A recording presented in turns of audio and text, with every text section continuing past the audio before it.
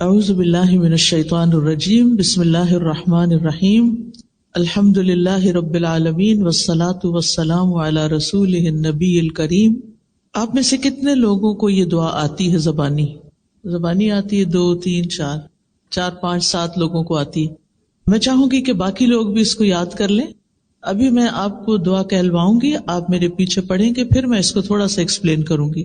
اچھا، یہ جب ہم پڑھیں گے نا دعا، تو آپ نے اس کو صرف پڑھنا نہیں، آپ نے یہ مانگنا ہے۔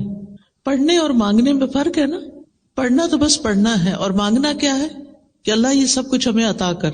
چلیے، ربی اعنی، سب نے آواز سے پڑھنا ہے، ٹھیک ہے؟ بول کے پڑھنا، دل میں نہیں پڑھنا، منہ سے پڑھنا ہے، کیونکہ دل میں پڑھنے سے سبق یاد نہیں ہوتا۔ ربی اعنی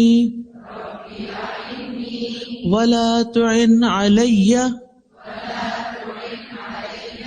وانصرنی ولا تنصر علی وامکر لی ولا تمکر علی واہدنی ویسر لی الہدی وانصرنی علی من بغی علی رب اجعلنی لک شکارا لک ذکارا لک رہابا لک مطواعا لک مخبتا الیک اواہا منیبا رب تقبل توبتی واغسل حوبتی واجب دعوتی وثبت حجتی وسدد لسانی واہد قلبی واسلل سخیمۃ صدری۔ اے میرے رب، میری مدد فرما اور میرے خلاف مدد نہ کر، مجھے غلبہ دے اور میرے اوپر غلبہ نہ دے، میرے لیے تدبیر کر اور میرے خلاف تدبیر نہ کر، مجھے ہدایت دے اور میرے لیے ہدایت کو آسان بنا دے، میری مدد کر اس کے خلاف جو مجھ پر زیادتی کرے۔ اے میرے رب، مجھے اپنا بہت شکر کرنے والا، بہت ذکر کرنے والا، بہت ڈرنے والا، بہت اطاعت کرنے والا، اپنی طرف عاجزی کرنے والا بنا دے، اپنی طرف آہیں بھرنے والا، رجوع کرنے والا بنا دے۔ اے میرے رب، میری توبہ قبول کر اور میرے گناہ دھو ڈال، میری دعا قبول کر، میری دلیل کو ثابت رکھ، میری زبان سیدھی رکھ، میرے دل کو ہدایت دے اور میرے سینہ کے کینے کو نکال دے۔ کتنی خوبصورت دعا ہے جو ہم میں سے ہر ایک کی ضرورت ہے۔ یہ جو مسنون دعائیں ہوتی ہیں نا، یہ الہامی دعائیں ہیں۔ الہامی دعا کا مطلب کیا ہے کہ یہ اللہ سبحانہ وتعالیٰ نے نبی صلی اللہ علیہ وسلم کے دل پر الہام کی، آپ نے مانگی اور آپ سے صحابہ نے سیکھی، اور پھر آج تک یہ سلسلہ ہم تک پہنچا۔ الحمدللہ کہ ہم مسلمان ہیں اور ہمیں بھی ان دعاؤں کو سیکھنے کا موقع مل گیا ہے۔ تھوڑا سا اس کا مطلب سمجھتے ہیں، اور پھر آپ سب اس کو اپنے اوپر لیجئے گا کہ یہ میرے بارے میں بات ہو رہی ہے۔ سب سے پہلے ہے ربی اعنی، اے میرے رب تو میری مدد فرما۔ رب کون ہے؟ میں کس کو پکار رہی ہوں؟ جس نے مجھے پیدا کیا ہے، جو میرا اور میری ہر چیز کا مالک ہے۔ رب ہی میرا مالک بھی ہے اور جو کچھ میرے پاس ہے۔ سوچئے کیا کچھ ہے میرے پاس، یعنی کیا چیزیں جن کو آپ سمجھتے کہ یہ میری ہے، یہ میری ہے، یہ بیگ میرا ہے، یہ کتاب میری ہے، یہ فون میرا ہے، یہ کارڈ میرا ہے۔ یہ میرا نہیں ہے، اصل میں اللہ ہی کا ہے سب کچھ۔ اس نے وقتی طور پر مجھے استعمال کرنے کے لیے عطا کیا ہے۔ تو پھر جو چیزیں میری ہیں ہی نہیں، مجھے تھوڑے دن کے لیے ملی ہیں، ان کے بارے میں مجھے کیا کرنا چاہیے کہ جس نے مجھے دی ہیں میں انہیں اس کی مرضی کے مطابق استعمال کروں، اس کے خلاف استعمال نہیں کروں۔ تو بہرحال میرا رب جس نے مجھے پیدا کیا وہی میری ساری ضروریات پوری کرتا ہے۔ جب مجھے کوئی مشکل پیش آتی ہے تو میں اسی سے مدد مانگتی ہوں، لہذا سب سے پہلی چیز کیا مانگ رہی ہوں؟ اعِنِّی، اے اللہ تو میری مدد فرما۔ اور یہ ہم ہر نماز میں بھی مانگتے ہیں، ایاک نعبد و ایاک نستعین، صرف تیری ہم عبادت کرتے ہیں اور صرف تجھ سے ہی ہم مدد چاہتے ہیں۔ کتنی بڑی بات ہے، صرف تجھ سے ہم مدد چاہتے ہیں۔ اور اسی کے اوپر یہ کتاب رکھی گئی، اس کتاب کا نام بھی ہم نے وَإِيَّاكَ نَسْتَعِينُ رکھا ہے کہ یا اللہ ہم صرف تجھ سے مانگتے ہیں، کیونکہ جب اللہ سے مانگتا ہے انسان تو اللہ تعالیٰ دے سکتا ہے، دیتا ہے۔ جب ہم انسانوں سے مانگتے ہیں، انسانوں سے سوال کرتے ہیں تو پھر کیا ہوتا ہے؟ یا تو انسانوں کے پاس ہوتا ہی نہیں، یا انسانوں کے پاس ہوتا ہی نہیں، اور یا پھر ہوتا ہے تو دیتے نہیں، تو پھر کیا ہوتا ہے؟ فرسٹریشن ہوتی ہے نا کہ ہے اور وہ دے نہیں رہے۔ جب کسی کے پاس کچھ ہوتا ہے اور وہ آپ کو دیتا نہیں تو آپ کو کیسا لگتا ہے؟ جب کہ وہ میری ضرورت ہوتی ہے تو پھر میرے دل پہ کیا گزرتی ہے؟ مثلاً آپ کو کچھ خریدنا ہے اور بہت ضروری خریدنا ہے، اور آپ کے ہسبینڈ افورڈ کر سکتے ہیں لیکن وہ آپ کو کچھ دیتے نہیں، کچھ جیب خرچ نہیں دیتے، پاکٹ منی نہیں دیتے، کچھ ضرورت کے پیسے نہیں دیتے، تو آپ کے دل پر کیا گزرتی ہے؟ کیا گزرتی؟ دل دکھتا ہے، زیادہ دکھتا ہے نا، بہت زیادہ۔ اور پھر ہم اس کی شکایت کس کو کرتے ہیں؟ نہیں، اللہ تعالیٰ کو کوئی نہیں کرتے۔ یہی تو ہماری مشکل ہے، ہم اپنی فرینڈز کو کرتے ہیں، سب سے پہلے تو اپنی امی سے کرتے ہیں، میرا ہسبینڈ ایسا ہے ایسا ہے ایسا ہے، بہت ہی خراب انسان ہے۔ امی کے دل میں ہسبینڈ کی محبت پیدا ہو جاتی؟ نہیں، وہ آپ کے ہسبینڈ کو ڈس لائک کرنا شروع کر دیتے ہیں۔ آپ تو دکھی تھے ہی، آپ نے ان کو بھی کیا کر دیا؟ دکھی کر دیا۔ کیا مسئلہ حل ہو گیا؟ کوئی فائدہ ہوا یا کچھ نقصان ہوا؟ نقصان ہوا، کیونکہ آپ کے پیرنٹس کے دل سے آپ کے ہسبینڈ کی محبت بھی عزت بھی چلی گئی۔ اب وہ جب اس کو دیکھیں گے تو کس نظر سے دیکھیں گے؟ نفرت سے دیکھیں گے، یہ میری بیٹی کو تنگ کر کے رکھے ہوئے ہے۔ اور پھر معاملہ یہاں تک نہیں ہوتا، بعض اوقات معاملہ اور آگے بڑھ جاتا ہے، اور وہ بیٹی کو کیا کہتے ہیں؟ تم ہماری بیٹی ہو، ہمیں اللہ نے بہت کچھ دیا ہے، ہم تمہیں دیں گے سب کچھ، جو تم چاہتے ہو واپس آ جاؤ، اور وہ واپس بلانے لگتے ہیں۔ آپ کو معلوم ہے کہ اس وقت کچھ ملکوں میں طلاق کی ریشو 80 سے 90% تک جا پہنچی ہے۔ ادھر شادی ہوتی ہے، ادھر لڑائی جھگڑے فساد فتنہ اور آپس میں اختلاف، بچے بھی پس رہے ہیں، خود بھی پس رہے ہیں۔ بات کیا تھی؟ شروع میں غلطی ہو گئی، ہسبینڈ نے بات نہیں مانی، ہسبینڈ کی شکایت پیرنٹس سے کی، دوستوں سے کی، ادھر کی ادھر کی، اور کبھی کبھی پولیس بھی بلا لی، کیونکہ یہاں وہ بہت آسان ہے۔ کیا پولیس نے آ کے مسئلہ حل کر دیا؟ آپ کو شیلٹر مل گیا، وہ گھر سے زیادہ اچھی جگہ تھی، کیا خیال ہے؟ وہ گھر سے زیادہ اچھی جگہ ہے شیلٹر۔ آپ کے بچے ایک اچھے اسکول میں پڑھ رہے تھے، لیکن آپ کی ہسبینڈ سے لڑائی ہو گئی اور آپ نے گھر چھوڑ دیا، اب آپ کے بچوں کو کون پڑھائے گا؟ وہ ایک پرائیویٹ اسکول میں جاتے تھے، ان کا فیوچر بہت روشن تھا، لیکن آپ کے لیے ہسبینڈ کی بے رخی یا اس کی جو سٹنجینس تھا یا اس کا نہ دینا تھا وہ آپ سے برداشت نہیں ہوا، لہذا مسائل حل نہیں ہوئے، مسائل کی شکل بدل گئی۔ مسائل حل کرنے چاہیے۔ اگر کوئی شخص، مثلا میں ہسبینڈ پہ بات کروں گی، اگر ہسبینڈ تنگ کرتا ہے، نہیں دیتا، اس کی شکایت کس سے کرنی چاہیے؟ اللہ تعالیٰ سے۔ کیوں؟ کیونکہ اس کا دل، اس کا مال، اس کا سب کچھ اس کے ہاتھ میں، اس کا مالک اللہ ہے۔ کیا دل بدلتے ہیں کہ نہیں بدلتے؟ بدلتے ہیں۔ برے لوگ اچھے بھی بن جاتے ہیں اور کبھی اچھے لوگ برے بن جاتے ہیں۔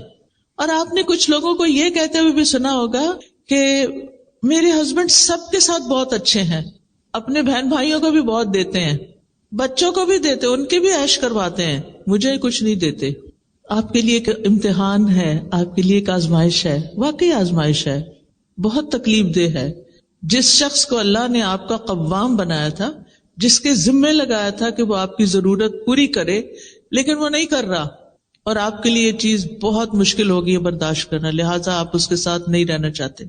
ٹھیک ہے، وہ آپ کی چوائس ہے، لیکن آپ نے وہ نسخہ نہیں استعمال کیا، ابھی وہ رستہ نہیں دیکھا، وہ کام نہیں کیا جو آپ کو کرنا تھا آخری حد تک جانے سے پہلے، اور وہ تھا اللہ سبحانہ و تعالی سے رجوع کرنا، اللہ سبحانہ و تعالی کی مدد لینا، اللہ سبحانہ و تعالی سے تعلق قائم کرنا.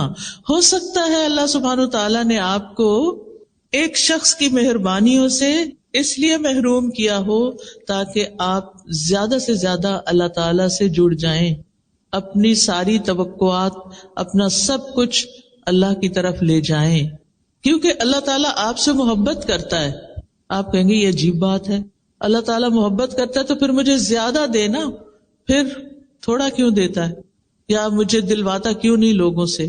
آپ کو پتا ہے کہ سب سے بڑی آزمائش کس پہ آتی ہے؟ انبیاء پہ آتی ہے، کیونکہ اللہ تعالیٰ ان سے بہت محبت کرتا ہے. اور یہ اللہ تعالیٰ کا طریقہ ہے کہ جس سے اللہ تعالیٰ محبت کرتا ہے اس کو کسی امتحان میں ڈالتا ہے. ابھی ایک بہن بتا رہی تھی نا، تو میں نے دل اپنا تھام لیا ان کی سٹوری سن کے کہ کس طرح بچی پیدا ہوئی تو وہ پری میچور تھی، بچی پیدا ہوئی تو وہ بول نہیں سکتی، اور ہسبینڈ نے بہت سپورٹ کیا، اور پھر کچھ عرصے کے بعد ہسبینڈ وہ بھی اللہ کے پاس چلا گیا. سبحان اللہ، یہ کوئی چھوٹی آزمائش ہے، بہت بڑی آزمائش ہے. تو ہم جب کوئی چیز چلی جاتی ہے تو کیا کرتے ہیں؟ انا للہ و انا الیہ راجعون. بے شک ہم بھی اللہ کے اور اللہ ہی کے پاس واپس جانا ہے. ہمارے پیارے بھی چلے گئے، ہم نے بھی جانا ہے، اور انسان اس کو ایکسپٹ کر لیتا ہے. کچھ لوگ دنیا سے نہیں جاتے مگر پھر بھی وہ آپ کی زندگی میں نہیں ہوتے، وہ ہوتے ہوئے بھی نہیں ہوتے. آپ کو ان کی محبت نہیں ملتی، ان سے کوئی فائدہ نہیں ملتا، وہ الٹا آپ کے اوپر ایک بوجھ ہوتے ہیں، آپ کے لیے ایک ٹینشن کا باعث ہوتے ہیں. کبھی سوچا آپ نے کہ کیوں؟ کیونکہ اللہ تعالیٰ آپ سے محبت کرتا ہے. اللہ تعالیٰ چاہتا ہے کہ آپ لوگوں کے پیچھے بھاگنے سے زیادہ کس کی طرف آ جائیں؟ اللہ کی طرف آ جائیں. اور جس کو اللہ تعالیٰ کی محبت مل جائے، جس کا کنیکشن اللہ تعالیٰ سے مضبوط ہو جائے، پھر اس کی زندگی میں کسی چیز کی کمی نہیں رہتی. وہ انسان ہر چیز سے بے نیاز ہو جاتا ہے، اور جب انسان ہر چیز سے بے نیاز ہوتا ہے تبھی اس کا دل پرسکون ہوتا ہے. سکون اور خوشی ہم لوگوں میں ڈھونڈتے ہیں، مال میں ڈھونڈتے ہیں، اولاد میں ڈھونڈتے ہیں. یہ وقتی سہارے ہیں، یہ سب کچھ وقتی سہارا ہے. چند دن کی بات ہے، ہم نے انہیں چھوڑ کے جانا ہے یا انہوں نے ہمیں چھوڑ دینا ہے، اس میں سے کچھ بھی ہمارے ساتھ نہیں جائے گا. لیکن اگر ابھی سے آپ نے اپنا تعلق، اپنا ریلیشن شپ اللہ سبحانہ تعالیٰ سے اسٹرانگ کر لیا تو وہ آپ کو نہیں چھوڑے گا، آزمائے گا ضرور. یہ یاد رکھیں، ہم سب چاہتے ہیں کہ اللہ تعالیٰ ہم سے محبت کرے، اور ہم سب چاہتے ہیں کہ ہم بھی اللہ تعالیٰ سے محبت کریں، اور یہ محبت بہت زیادہ ہو. لیکن اس محبت کی قیمت ہے، اور وہ ہے آزمائش، کہ جب محبت ہوگی تو پھر آزمائش آئے گی. اور جو شخص اس کو ایکسپٹ کر لے گا کہ یہ میرے فائدے میں ہے، اللہ تعالیٰ اس کے دل کو ہدایت دے دے گا، اس کی رہنمائی کر دے گا. اور جو ایکسپٹ نہیں کرے گا، اللہ سے ناراض ہوگا، اللہ تعالیٰ اس سے ناراض ہو جائے گا. جو مشکل وقت میں اللہ سے مدد مانگے گا، اللہ اس کی مدد کرے گا. جو اللہ سے راضی ہوگا، اللہ تعالیٰ اس سے راضی ہوگا. جو اللہ سے ناراض ہوگا، اللہ تعالیٰ اس سے ناراض ہوگا. اب یہ آپ کی چوائس ہے، آپ کیا چاہتے ہیں؟ کہ وہ راضی ہو یا ناراض ہو؟ کیا چاہتے ہیں؟ راضی ہو. تو پھر ہمیں بھی کیا کرنا ہے؟ تقدیر کے فیصلوں پر راضی ہونا ہے. زندگی میں آنے والی مشکلات کو ایکسپٹ کرنا ہے، تکلیف دہ راستوں کو قبول کر لینا ہے، اور ہر تکلیف کے موقع پر یہ سوچنا ہے کہ اللہ تعالیٰ مجھ سے محبت کرتا ہے، اس لیے اس نے مجھے اس امتحان میں ڈالا ہے. یہ اس کی محبت کی علامت ہے. کیونکہ یہ بات میں اپنے سے نہیں کہہ رہی، یہ حدیث میں آتا ہے کہ اللہ جس سے محبت کرتا ہے اس کو آزما لیتا ہے. کیوں آزماتا ہے؟ اس لیے آزماتا ہے تاکہ پتہ چلے یہ اپنی محبت میں کتنا سچا ہے. یہ محبت صرف باتوں کی حد تک ہے یا اس سے آگے بھی ہے؟ اور جب کوئی اس ٹیسٹ کو پاس کر لیتا ہے تو پھر اس کے گریڈز وہی رہتے ہیں یا اوپر جاتے ہیں؟ اوپر جاتے ہیں نا. آپ ہر ٹیسٹ پاس کر کے اگلے گریڈ پہ جاتے، اگلے پہ اگلے پہ اگلے پہ اگلے پہ، اور جب اوپر جاتے جاتے جاتے اتنا ہی آپ کو اللہ تعالیٰ کا قرب نصیب ہوتا جاتا ہے، ہوتا جاتا ہے. لہذا جب کبھی مشکل آئے، تکلیف آئے، یہ دعا آپ کی نظر کے سامنے لگی ہونی چاہیے. دل بوجھل ہے، آنکھیں آنسو بہا رہی ہیں، اٹھ کے جا کے کھڑے ہو جائیں وال کے پاس، پڑھنا شروع کر دیں. ربی آئینی، اے میرے رب تو میری مدد فرما، میں لونلی فیل کرتی ہوں، میں بے سہارا ہوں، میں تنہا فیل کرتی ہوں اپنے آپ کو، مجھے لگتا ہے میرا کوئی بھی نہیں، کوئی مجھے انڈرسٹینڈ نہیں کرتا، کوئی میری بات نہیں مانتا، میرے لیے سارے دروازے بند ہو گئے ہیں، مجھے کوئی راستہ نہیں ملتا. اللہ تو میری مدد فرما. ربی آئینی، اپنی اطاعت پر میری مدد فرما، مشکل وقت میں صبر پر میری مدد فرما.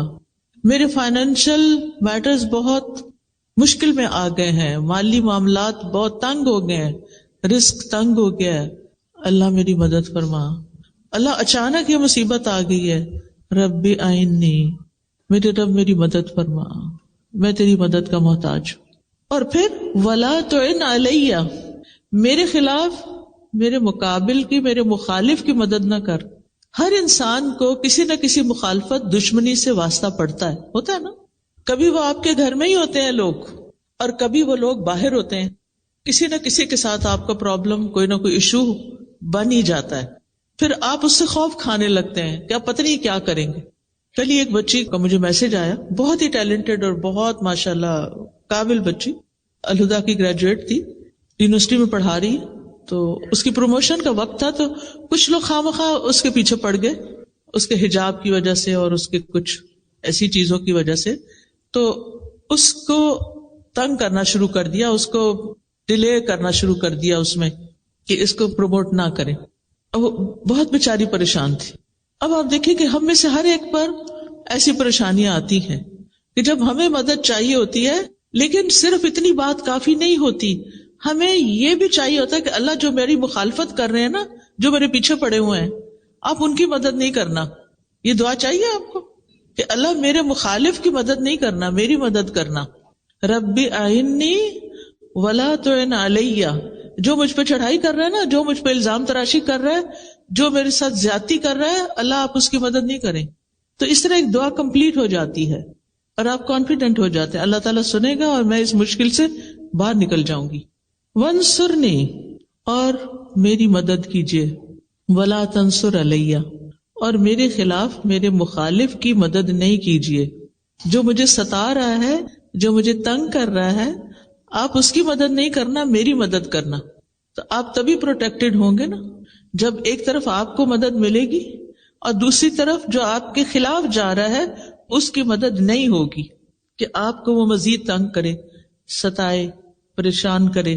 پھر وَامْكُرْ لِي وَلَا تَمْكُرْ عَلَيَّ، آپ میرے لیے تدبیر کیجئے اور میرے خلاف تدبیر نہ کیجئے.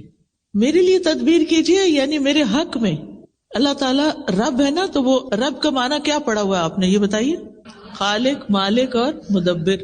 اللہ تعالیٰ خالق ہے، پیدا کیا، میری ہر چیز کا مالک ہے، اور میرے سارے معاملات کی تدبیر بھی وہی کرتا ہے، میرے لیے وہی پلان کرتا ہے.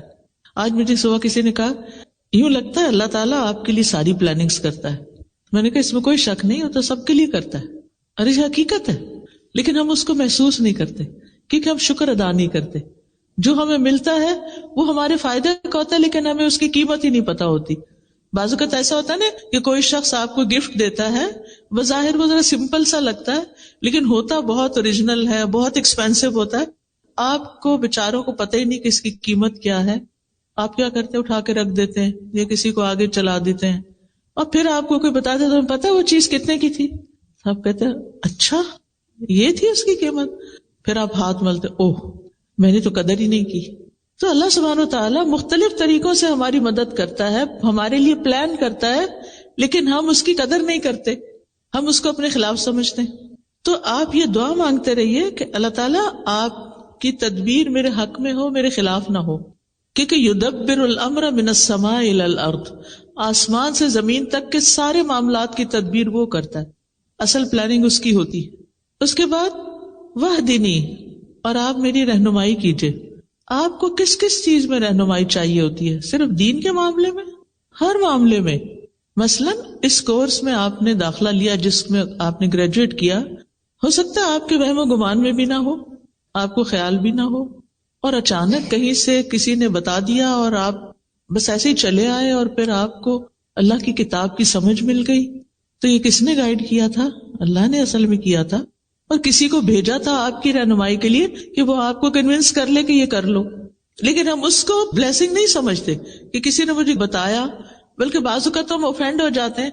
میرے اندر تمہیں کیا کمی نظر آتی ہے کہ تم مجھے کہتی ہو کہ کورس کر لو، قرآن پڑھ لو، تم بھی پڑھ لو، تم بھی پڑھ لو. آئی ایم پرفیکٹ، میں سب ٹھیک ہے، میرا کچھ مجھے مشکل نہیں.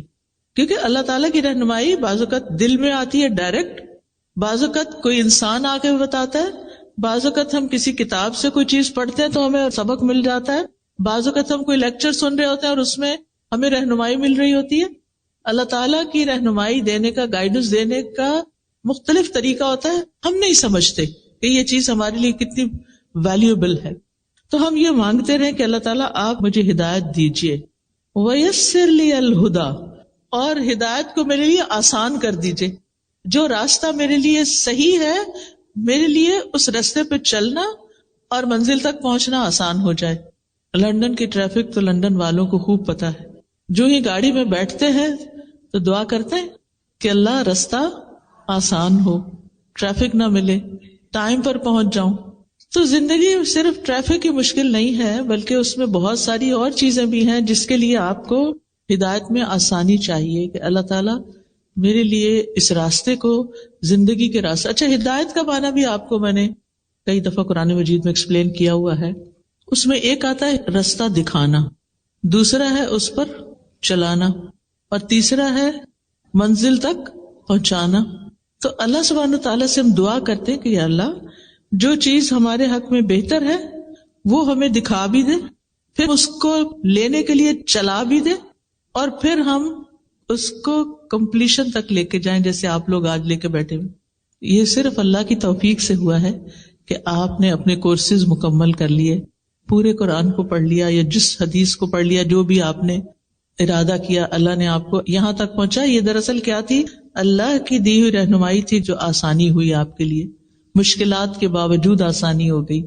وانصرنی علی من بغی علیہ، یا اللہ جو مجھ پر زیادتی کرے اللہ اس کے خلاف میری مدد کیجیے. بغاوت بغی سے ہے، بغی کا مطلب ہے سرکشی کرنا. آج کل تو اور کون سرکشی کرے گا، اپنی اولاد ہی کافی ہے سرکشی کرنے کے لیے، ہے یا نہیں؟ کوئی جگہ ایسی نہیں جہاں میں گئی ہوں اللہ کے اذن سے اور مجھے یہ مسئلہ نہ بتایا گیا ہو کہ بچے بات نہیں مانتے، ٹین ایجرز بات نہیں مانتے، بڑے بچے ہاتھوں سے نکل گئے ہیں، بڑے ہوں یا چھوٹے ہوں. کل میرا پوتا مجھ سے ملنے کے لیے آیا تو میں اس کی سارا جائزہ لے رہی تھی، کرتا کیا ہے، اس چیز کو پکڑ، اس کو چھیڑ، جس چیز سے روکیں وہ. پہلے یہ ہوتا تھا کہ وہ منع ہو جاتا تھا، اب ریزسٹ کرتا ہے کہ نہیں یہ چاہیے مجھے. اور اسی طرح پانی کا جگ رکھا ہوا تو اس نے پکڑا تو میں نے کہا میں لے لیتی ہوں اس سے. اتنے زور سے اس نے مجھ سے کھینچا کہ میرے ہاتھ سے چھوٹنے لگا تھا سب کچھ. تو میں نے کہا 1 سال چند مہینے کا بچے میں اتنی اللہ نے طاقت رکھی ہے اور اس طرح اس کے اندر ریزسٹنس ہے، اللہ اس کو نیک بنائے اور ہدایت پر رکھے اور یہ طاقت ہدایت پر استعمال ہو. ورنہ آپ دیکھیے کہ یہ بڑے بچوں کا مسئلہ نہیں ہے، جن ماؤں کے بچے چھوٹے ہیں وہ الگ مشکلات کا شکار ہیں ان کے پیچھے بھاگ بھاگ کے، کیونکہ اولاد آزمائش ہے، اس کو ہمیں ایکسپٹ کر لینا چاہیے. اور کیا ہم اپنے والدین کے لیے آزمائش نہیں تھے؟ ہم بچوں کی تو شکایت کرتے، کبھی اپنا بھی سوچا ہم نے کہ ہم کیا کرتے تھے؟ ہم نے بھی خوب تنگ کیا ہوا ہے، اور یہ ہر دور میں چلتا ہے. اور یہ کہنا چھوڑ دیں کہ آج کے بچے ایسا کرتے ہیں اور آج کے بچے ویسا کرتے ہیں. ہر دور کے بچے ایسے ہی کرتے ہیں، الا ماشاء اللہ کہ جس کو اللہ تعالیٰ ماں باپ کے لیے آسانی کا ذریعہ بنا دے. بہرحال تو اب یہ جو دعا ہے یہ کسی بھی انسان کے لیے آپ پڑھ سکتے کہ اللہ جو میرے اوپر سرکشی کرتا ہے، جو میری بات نہیں سنتا، جو میرے ساتھ تعاون نہیں کرتا، یا اللہ اس کے خلاف آپ میری مدد کیجئے. رب اجعلنی لک شکارا، اے میرے رب مجھے اپنے لیے بہت زیادہ شکر گزار بنا دے. ایک ہوتا ہے شکر کرنے والا، ایک ہوتا ہے شکار. یہ شکار نہیں ہے بلکہ شکار ہے، شکر سے، یعنی ہر چیز پر شکر کرو.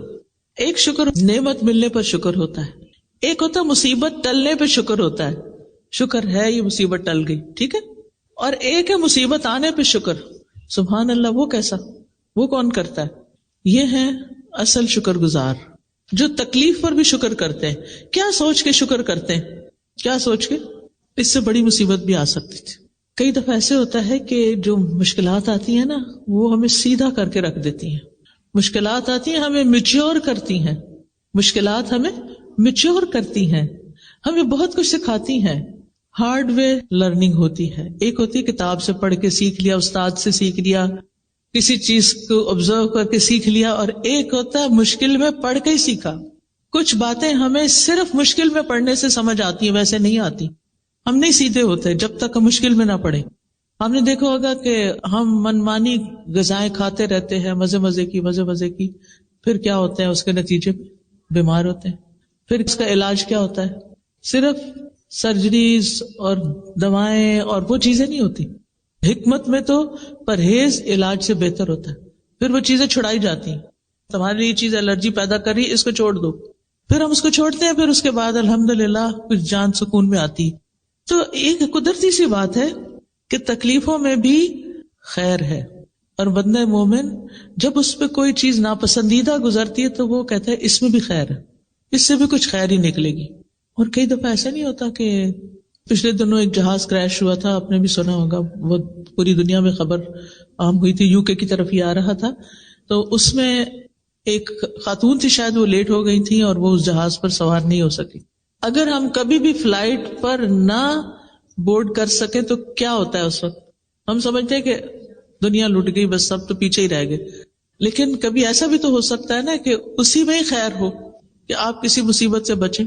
کبھی ہمارے کہیں پہنچنے میں خیر ہوتی ہے اور کبھی ہمارے وہاں نہ پہنچنے میں خیر ہوتی ہے.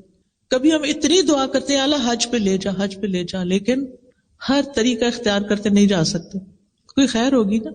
اور کبھی ہم سوچتے بھی نہیں اور اللہ تعالیٰ ہمیں پتہ نہیں کہاں سے کہاں پہنچا دیتا ہے، اس میں بھی خیر ہے. تو آپ زندگی میں اگر ہر حال میں شکر کرنے والے ہیں نا تو آپ خوشحال انسان ہیں، پرسکون انسان ہیں. اور یہ سبق سیکھنا انتہائی ضروری ہے، اور اس کے لیے مدد مانگنا ضروری ہے. رب اجعلنی لک شکارا لک ذکارا، اپنا بہت زیادہ ذکر کرنے والا بنا، دل میں بھی ذکر ہو، زبان پہ بھی ہو، اور باتوں میں بھی اور عمل میں بھی. لک رہابا، اپنے سے بہت زیادہ ڈرنے والا بنا، کیونکہ انسان اللہ تعالی کی اطاعت کر نہیں سکتا جب تک اللہ سے ڈرتا نہیں. بنی اسرائیل کو اللہ سبحانہ وتعالیٰ نے قرآن مجید میں فرمایا ہے، یا بنی اسرائیل اذکروا نعمتی التی انعمت علیکم واوفوا بعہدی اوف بعہدکم وایای فارہبون. اسی سے لفظ راہب ہے، راہب ہوتے نا. تو اللہ ہمارے اندر رہبت پیدا کر دے، اپنا خوف پیدا کر دے. لک متبعن، اپنا بہت اطاعت گزار بنا دے.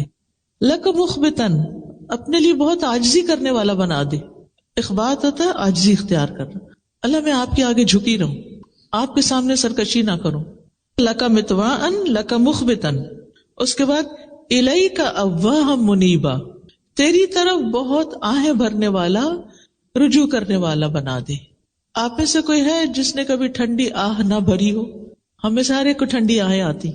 یہ ٹھنڈی آہیں بھی اللہ کے لیے ہونی چاہیے، اللہ کے سامنے ہونی چاہیے. بندوں کے سامنے جب ہم ٹھنڈی آہیں بھرتے ہیں تو لوگ ہم پہ ترس کھاتے ہیں یا کبھی بیزار ہوتے ہیں. اور جب یہ آہیں اللہ کے آگے بھری جاتی ہے اور رات کے پچھلے پہر میں اور اپنی تکلیف اللہ کے سامنے رکھ کے رو کے آہیں بھری جاتی اور اللہ کی طرف رجوع کیا جاتا ہے تو مسائل حل ہونے لگتے ہیں. لیکن جب لوگوں کے سامنے روتے ہیں ہم اور آہیں بھرتے ہیں تو مشکلات حل نہیں ہوتی، بلکہ کبھی کبھی ہم ان کی نظروں سے بھی گر جاتے ہیں. آگے ہے ربی تقبل توبتی، اے میرے رب میری توبہ قبول کر لے. کیونکہ دعاؤں کی قبولیت کے لیے گناہوں کی بخشش ضروری ہوتی ہے. یعنی یہ میرے اندر سے میل کچیل نکلے سارا، آپ مجھے معاف کر دیں، میری توبہ قبول کر لیں، تو یہ رکاوٹ دور ہو جائے گی اور میری دعا قبول ہو جائے گی. وغسل حوبتی، اور میرے گناہوں کو دھو ڈال. وَأَجِبْ دعوتی، اور میری دعا قبول کر لے. وَثَبِّتْ حجتی، اور میری دلیل کو جما دے، یعنی میری دلیل ثابت ہو جائے. کئی دفعہ ایسے ہوتا ہے نا کہ آپ بالکل جسٹیفائڈ ہوتے ہیں، حق پر ہوتے ہیں، آپ کی بات 100% درست ہوتی ہے، لیکن وہ دوسرے پر کوئی اثر ہی نہیں کر رہی ہوتی. کبھی ایسا ہوا؟ آپ ایک طریقے سے سمجھانے کی کوشش کرتے ہیں، دوسرے طریقے سے سمجھانے کی کوشش کرتے ہیں، لیکن کوئی سمجھ کے نہیں دیتا. اللہ سے مانگیے، اللہ جو دلیل میں کسی کو دوں، جو میں حجت پیش کروں، لوگ اس کو مان جائیں، میری بات سن لیں، ایکسپٹنس ہو. وسدد لسانی، اور میری زبان کو درست کر دے، یعنی میری زبان جو بات کہے وہ کیسی کہے؟ بالکل درست.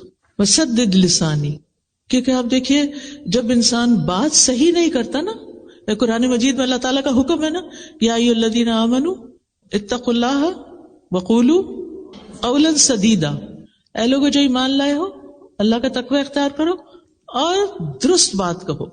جو اللہ سے ڈرتا ہے وہ صحیح بات کرتا ہے. اچھا، کچھ لوگوں کی عادت ہوتی ہے باتوں کو گھما پھرا کے کرتے ہیں، آپ کو سمجھ نہیں آتی یہ کیا کہنا چاہتے ہیں. آپ کو کبھی پریشانی ہوئی ایسے لوگوں سے معاملہ کر کے؟ یعنی بات کچھ ہوتی ہے اور آپ کو پتہ نہیں کہاں لے جاتے ہیں، پھر وہاں سے گھما کے پھر واپس لاتے ہیں. آپ یا وہاں اٹک جاتے ہیں یا اس کو سمجھ نہیں پاتے، سمجھ ہی نہیں آتی کیا کہہ رہے ہیں. خاص طور پر دین پڑھنے والے، دین سکھانے والے، ان کی زبان کی درستگی بہت ضروری ہے کہ بات کو صحیح انداز میں کرے تاکہ وہ دوسرے کے دل میں جا کے اترے. وہد قلبی، اور میرے دل کو ہدایت دے دے، میرے دل کو سیدھا کر دے، کیونکہ دل پر انحصار ہے ہر چیز کی ہدایت کا. اگر دل کو ہدایت نہیں ملی نا تو بات نہیں بنے گی. اور وصل سخیمۃ صدری، سبحان اللہ، اتنی خوبصورت دعا ہے یہ. اللہ میرے دل کے اندر جو کینہ ہے نا، آپ اس کو باہر نکال دیں، اس کو کھینچ کے باہر نکال دیں. سل کا مطلب عربی میں ہوتا ہے کھینچ کے نکالنا، آپ اس کو باہر کر دیں. اچھا، اب آپ دیکھیے کینہ کیا ہوتا ہے. جب کوئی آپ کو تنگ کرتا ہے، جب کوئی آپ کو اذیت دیتا ہے تو آپ کے دل میں اس کے خلاف نفرت پیدا ہوتی ہے. اور ہو سکتا ہے کہ یہ نفرت بعض اوقات آپ کو اپنے گھر والوں سے ہو، یا اپنے سسرال سے ہو، یا اپنی ورک پلیس پر، اپنی جاب پر کسی سے ہو. اب جب یہ سخیمہ، یہ میل ہے نا، سخیمہ میل ہے، یہ میل، یہ کینہ آپ کے دل کے اندر ہوتا ہے، بتائیے چین آتا ہے؟ صرف اتنا بتا دیجیے. دل میں کڑھن ہو، جلن ہو، انتقام کا جذبہ ہو کہ میں نے اس سے بدلہ لے کے ہی چھوڑنا ہے، اور آپ وہی پلاننگ کرتے رہے ہر وقت، میں اس کو کہاں کاٹوں، کہاں اس کا پیچھا کروں، تو نتیجہ کیا ہوتا ہے؟ پھر آپ پروڈکٹیو نہیں رہتے. آپ کو اللہ نے جو طاقت دی ہے، قابلیت دی ہے، ذہانت دی ہے، پوٹینشیل بہت کچھ کرنے کا، وہ کیا ہوتا ہے؟ سب ضائع. کیونکہ آپ دل کی کڑھن کا شکار ہیں، دل کے اندر، صدر کے اندر کینہ ہے، میل ہے. آپ دیکھیں قیمتی سے قیمتی کپڑے کی اگر میل نہ نکلی ہوئی ہو تو کیسا لگتا ہے؟ کسی بھی چیز کی، کوئی بھی چیز آپ دیکھیں جو میلی ہوتی، چاہے فلور ہو، کارپٹ ہو، برتن ہو، اچھا نہیں لگتا. اور اگر یہ میل دل کے اندر گھسی ہوئی ہے تو پھر آپ کو سکون نہیں آ سکتا، آپ خوش نہیں رہ سکتے. آئینہ ہے نا دل، کہتے ہیں نا دل کو آئینہ. آئینہ کس کو کہتے ہیں؟ میرے شیشے کو، ٹھیک ہے. تو آئینہ گدلا ہو تو اچھا لگتا ہے یا چمکتا ہو تو اچھا لگتا ہے؟ آئینے میں اگر چھوٹی سا بھی اسپاٹ بھی لگا ہو نا تو کیا ہوتا ہے؟ وہ چپتا رہتا ہے. کھانا کھا رہے ہیں نا، کہیں ہاتھ لگ گیا نا، اچھا کھانا کھا رہے ہیں، دھیان بس وہیں جا رہا ہے، گلاس گندا ہے، گلاس گندا ہے، گلاس گندا ہے، آپ اس سے چھٹکارا نہیں پا پاتے. جو لوگ صفائی پسند ہوتے، جو نہیں ان کو نہیں پرواہ، وہاں سب چلتا ہے.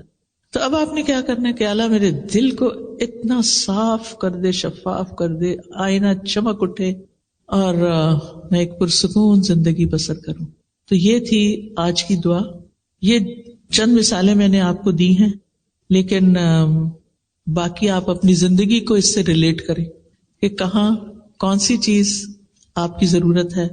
کوئی بھی مسئلہ پیش آیا ہے، آپ دکھی ہیں، غمگین ہیں، پریشان ہیں، دعا نہیں یاد، اسی لیے کارڈ ساتھ دیا ہے، نہیں یاد، یاد کر لیں، نہیں یاد ہوتی، حافظہ کمزور ہے، کہیں سجا لیں. آپ دیکھیں وہ چھوٹے چھوٹے فریم ملتے ہیں نا، اسی لیے اس کو خوبصورت کارڈ پہ چھاپا گیا تاکہ آپ کیا کریں، ڈیکوریشن پیس بنا کے رکھ لیں، بیڈ سائڈ ٹیبل پہ لگا دیں، جہاں آپ بیٹھتے ہیں اسٹڈی ٹیبل پہ لگا لیں، کہیں بھی، تاکہ آپ اس کو مانگتے رہیں.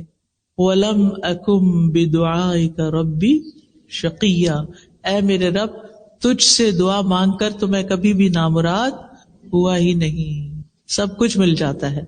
تو یہ کچھ اور بھی دعاؤں کی کتابیں ہیں، جیسے یہ ایاک نستعین ہے، پھر اسی طرح یہ قرآنی اور مسنون دعائیں ہیں، اور تسبیحات کی فضیلت ہے، اور یہ کچھ اپ کمنگ کورسز آ رہے ہیں جس کی تفصیل یہ لوگ آپ کو خود بتائیں گے، ان میں آپ جوائن کر سکتے ہیں۔ اور اگر آپ نہیں بھی کر سکتے تو آپ کیا کریں، شیئر کریں۔ یس، اپنے لیے ایک بندہ صدقہ جاریہ کا ڈھونڈ لیں، کسی اور کو یہ کورس جوائن کرا دیں۔ اگر کوئی اپنے فائنینشیل سرکمسٹانسز، ہارڈ شپس کی وجہ سے نہیں کر پاتا تو آپ اس کو اسپانسر کر دیں، وہ آپ کے لیے صدقہ جاریہ بن جائے گا۔ کسی نہ کسی سے بات کریں، اگر کوئی آپ کی وجہ سے اس رستے پر آ جاتا ہے تو آپ کے لیے سرخ قیمتی اونٹوں سے بھی زیادہ بڑی دولت ہے۔ یہ بات آپ نے حضرت علی رضی اللہ عنہ کو فرمائی تھی کہ اے علی، تمہارے ذریعے ایک بندہ ہدایت پا جائے تو یہ سرخ قیمتی اونٹوں سے بھی زیادہ بڑی دولت ہے، مرسڈیز سے زیادہ بہتر ہے۔ تو اللہ سبحانہ تعالیٰ سے دعا ہے کہ اللہ تعالیٰ ہمیں اس پر عمل کرنے کی توفیق دے۔ میں اس کو ایک دفعہ اور مانگوں گی تاکہ آپ مانگ سکیں۔ پہلے تو آپ نے سمجھے بغیر پڑھی تھی نا، اب آپ نے صرف آمین کہنا ہے اس پر، ٹھیک ہے؟ آپ نے بولنا نہیں میرے ساتھ، میں بولوں گی اور آپ نے آمین کہنا ہے۔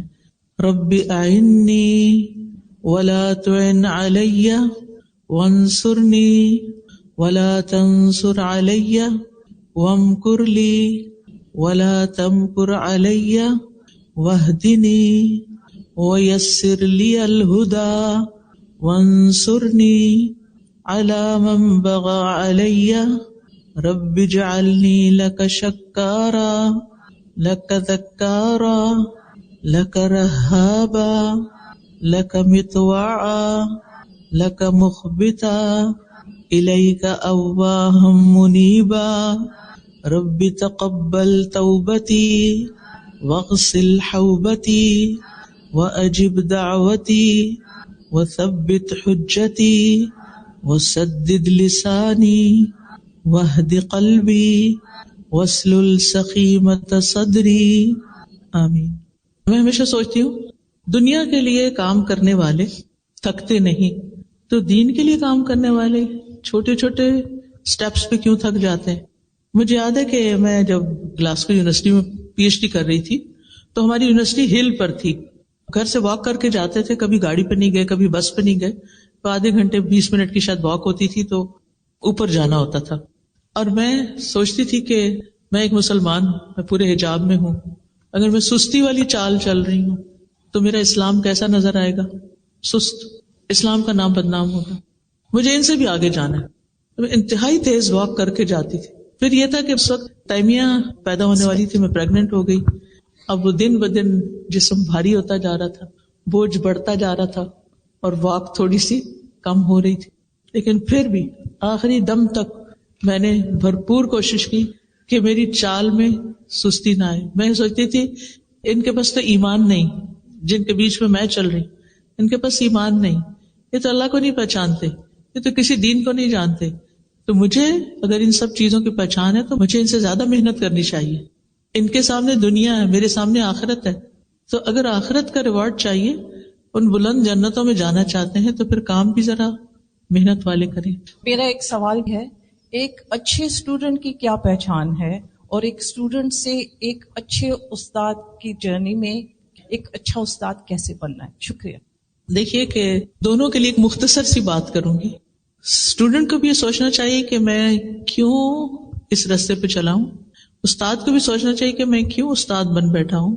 اگر اس کیوں کا جواب ان کو مل گیا نا تو بہت اچھے اسٹوڈنٹ اور استاد ہو سکتے ہیں۔ اگر مقصد واضح ہو، نیت درست ہو، رستہ معلوم ہو، تو پھر طریقہ بھی سیکھنا چاہیے کہ اس کام کو آسان طریقے سے کیسے کرنا ہے۔ میرے اس پر لیکچرز ہیں، مثالی طالب علم، مثالی استاد، اگر وہ پڑھ لیے جائیں تو انشاءاللہ اس سے بھی کافی ہیلپ ہوگی۔ جزاکم اللہ خیراً آپ کے پیشنس کا۔ سبحانک اللہم و بحمدک، اشہد ان لا الہ الا انت، استغفرک و اتوب الیک۔ السلام علیکم و رحمۃ اللہ وبرکاتہ۔